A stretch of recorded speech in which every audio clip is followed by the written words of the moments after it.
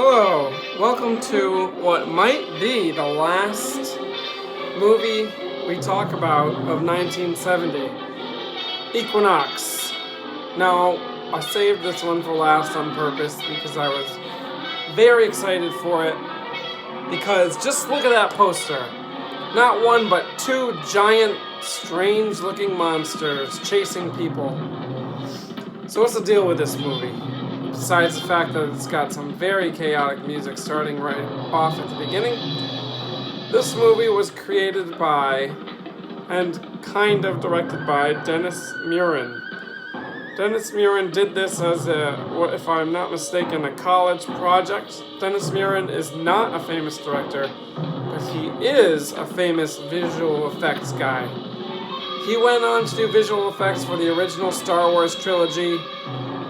He went on to do Terminator 2, Ghostbusters 2, Jurassic Park, a whole bunch of other stuff.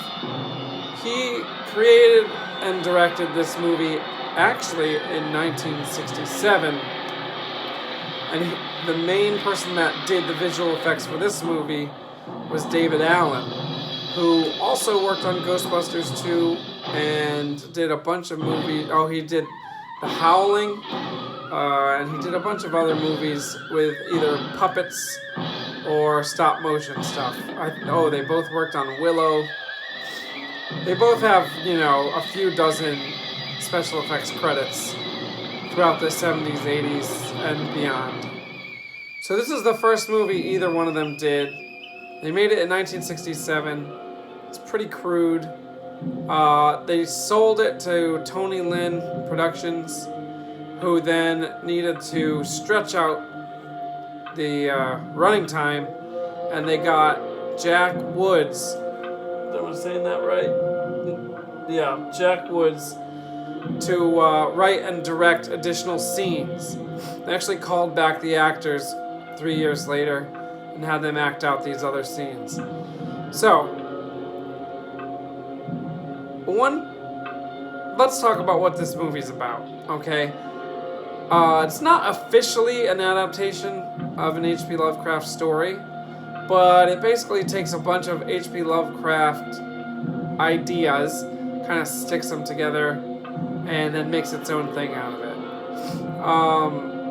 What's interesting here is that Evil Dead actually uses the same exact plot, except here it's giant monsters, and in Evil Dead it's kind of like zombie-ish demons. But basically this movie is about four people that go out into the woods. They find a book, basically a book of the dead or a book of demons, and they use it to summon monsters, mostly by accident.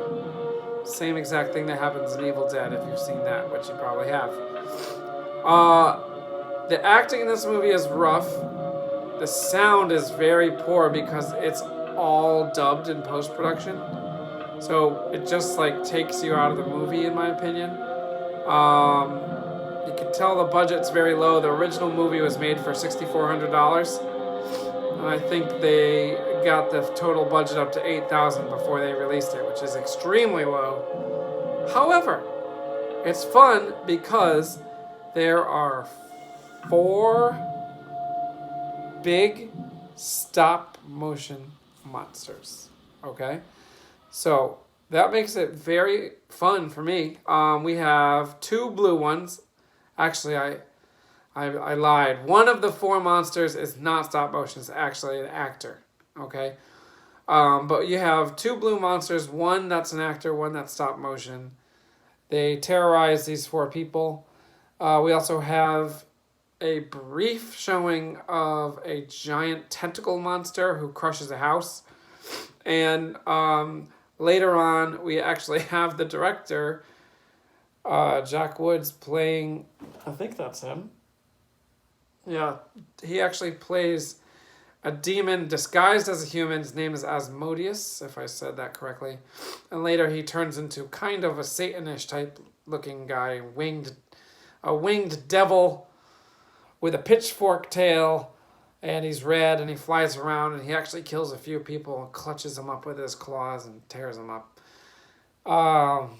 there's some almost humorous stop motion scenes where these monsters pick up people, and the people are just like little, not clay, but like whatever, moldable things that don't even have any features on them, and they're getting like thrown around and smashed. There's also an old guy in this movie who apparently is someone who had the book before. Then in reality, that is Dennis Muren's grandfather, if I'm not mistaken. It's definitely someone's grandfather. I think it's Dennis Muren's grandfather. So this movie is important, I guess, as these two special effects guys' first movie. I guess it's really only important if you're like a total special effects nerd.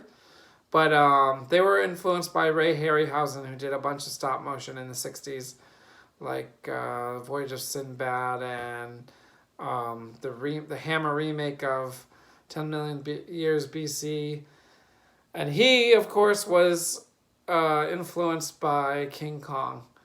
And so this is kind of like, I don't know, third generation of stop motion, I guess you could say. I really have a soft spot for stop motion. I think it was cool. It made the movie fun for me. If those monsters weren't in there, this would have been unwatchable because there's nothing else really good about it. But it was fun. And that's pretty much it. So that's it for 1970 as far as I know. I'm going to put out a little wrap-up video to recap it, and then we'll move on to 1971. See ya!